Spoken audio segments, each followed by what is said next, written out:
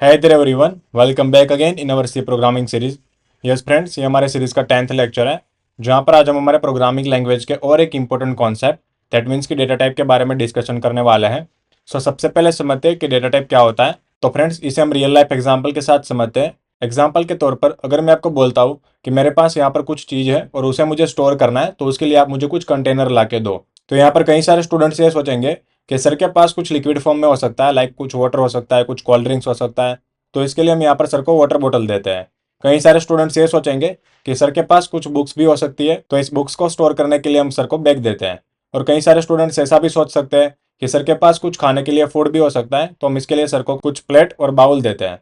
तो जिस तरह से हमारे रियल लाइफ में कुछ कन्फ्यूजन क्रिएट कर रहा है, क्योंकि मैंने सिर्फ यहाँ पर इतना ही बताया है कि मेरे पास कुछ चीज़ है, लेकिन वो कितने अमाउंट में है और वो किस टाइप की है, ये मैंने यहाँ पर डिफाइन नहीं किया है।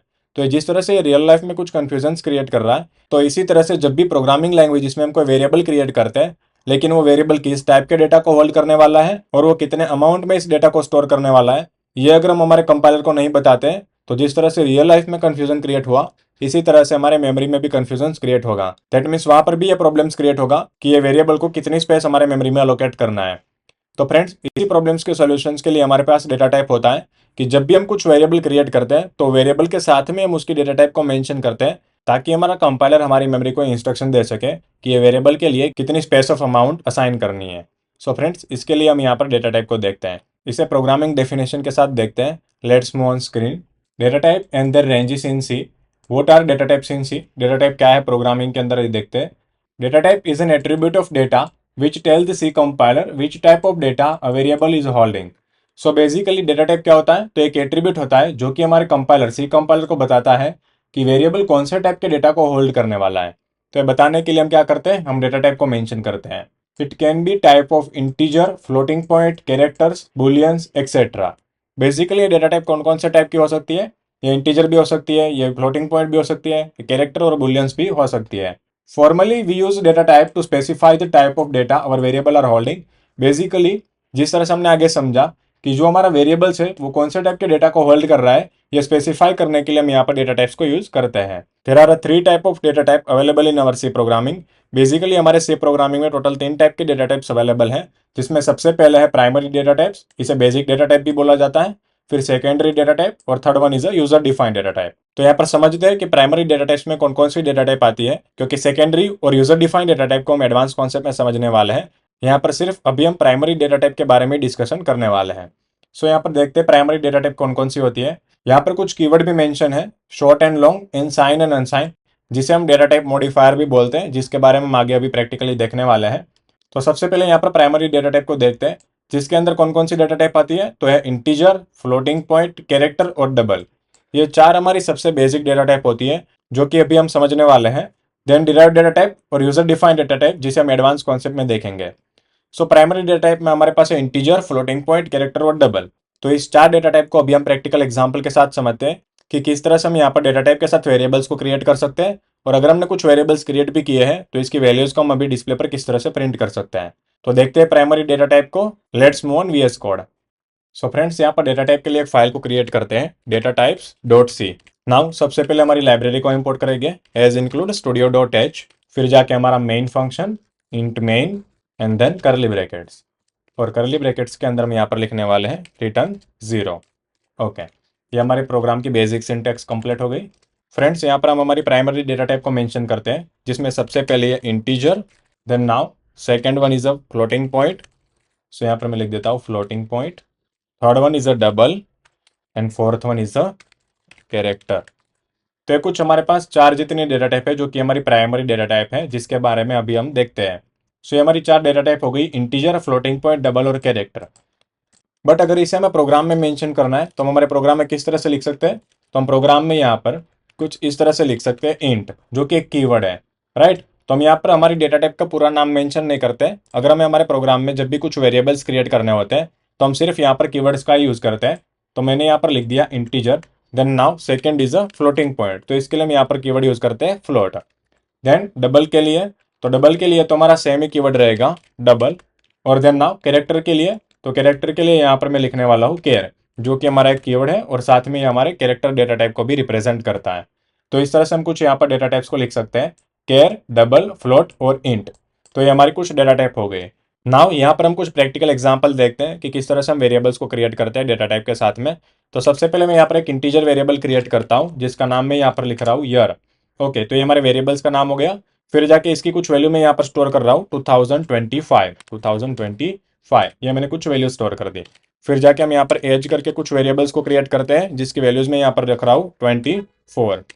इस तरह से हम कुछ इंटीजर वेरिएबल क्रिएट कर सकते हैं। नाउ अब यहाँ पर हम फ्लोटिंग पॉइंट डेटा टाइप के लिए कुछ वेरिएबल्स क्रिएट करते हैं। सो सबसे पहले मैं लिखता हूँ डेटा टाइप का नाम फ्लोट। देन वेरिएबल्स के नेम के लिए तो यहाँ पर मैं कुछ यूज कर रहा हूँ distance. Okay, and then now distance के हम कुछ वैल्यू भी दे रहे हैं 78.65। इस तरह से कुछ मैंने डिस्टेंस की वैल्यू दे दी।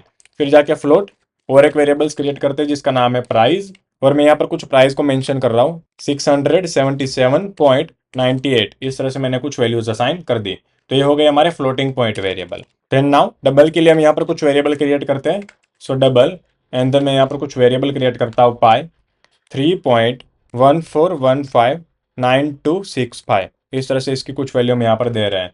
देन नाउ और एक वेरिएबल क्रिएट करते हैं डबल ग्रेविटी, और यहाँ पर मैं ग्रेविटी की कुछ वैल्यू असाइन कर रहा हूँ जो कि है 0.87। इस तरह से मैंने कुछ वैल्यूज असाइन की।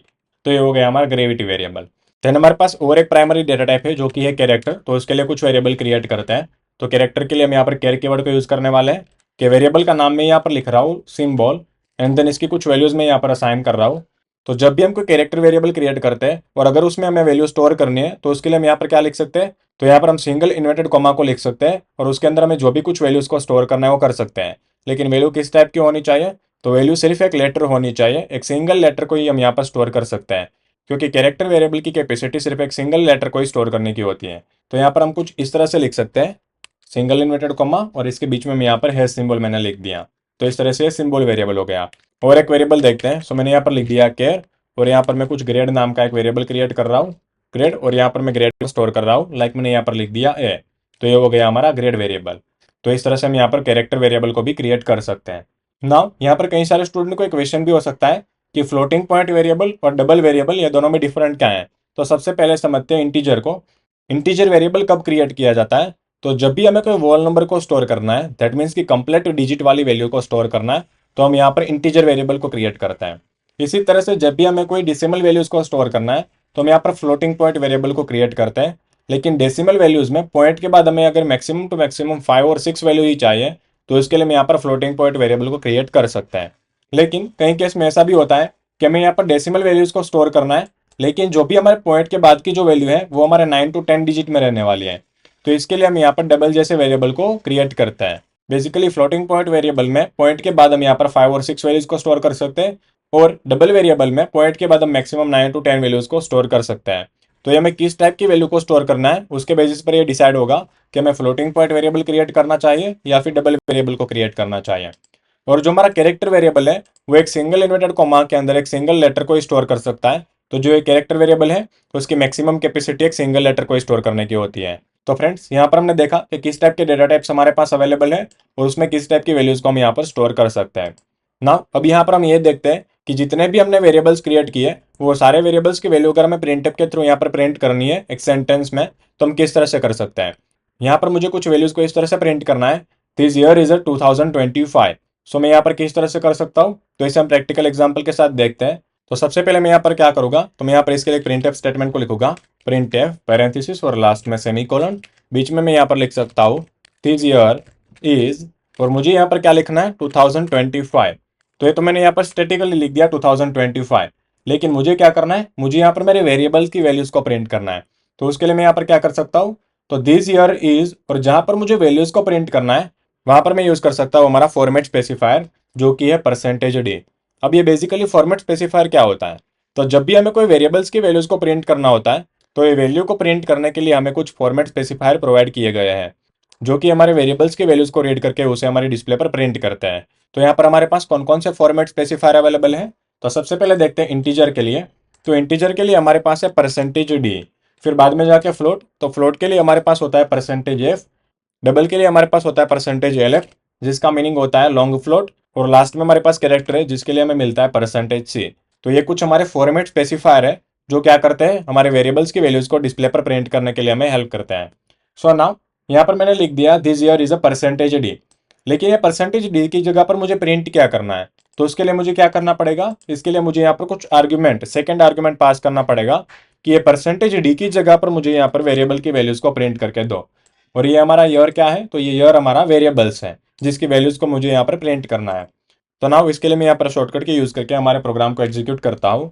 तो यहाँ पर मुझे वैल्यू मिल रही है this year is a 2025।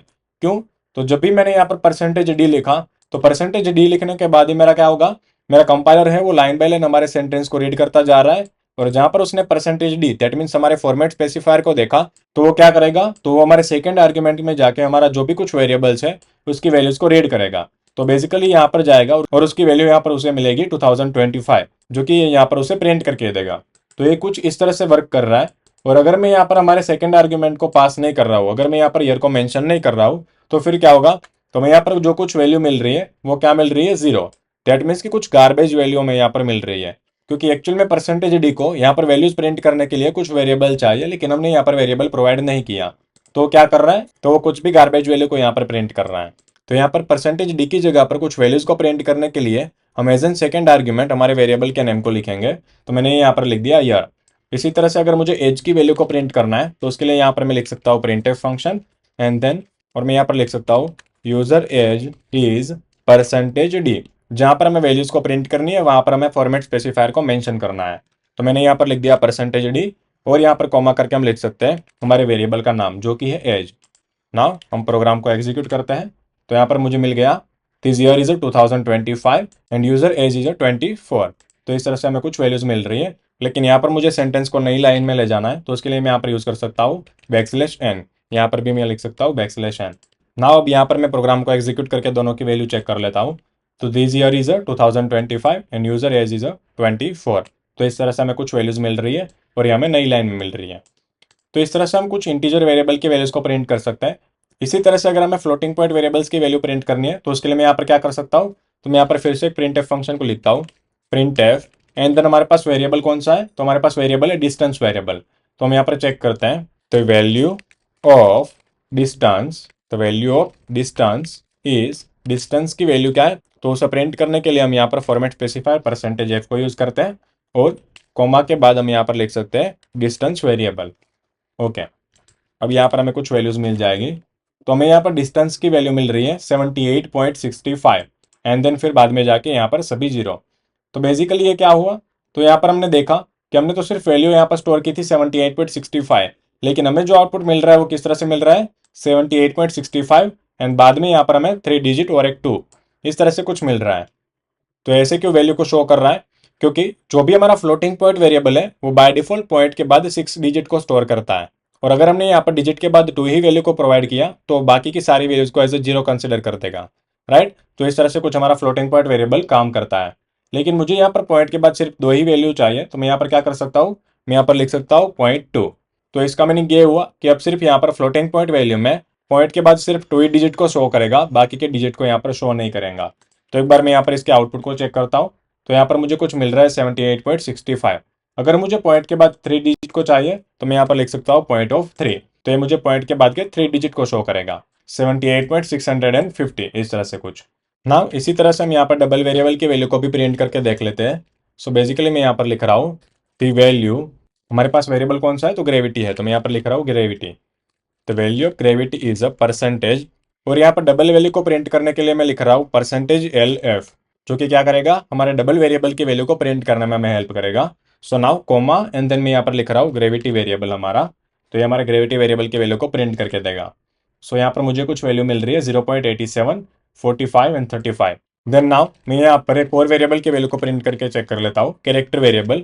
So character variable हमारे पास सिंबल है, सो इसके लिए मैं यहाँ पर लिख रहा हूँ the special symbol, the special symbol is percentage C. तो बेसिकली परसेंटेज सी की जगह पर मुझे यहाँ पर प्रिंट करना है सिंबल की वैल्यू, तो मैं यहाँ पर लिख रहा हूँ सिंबल।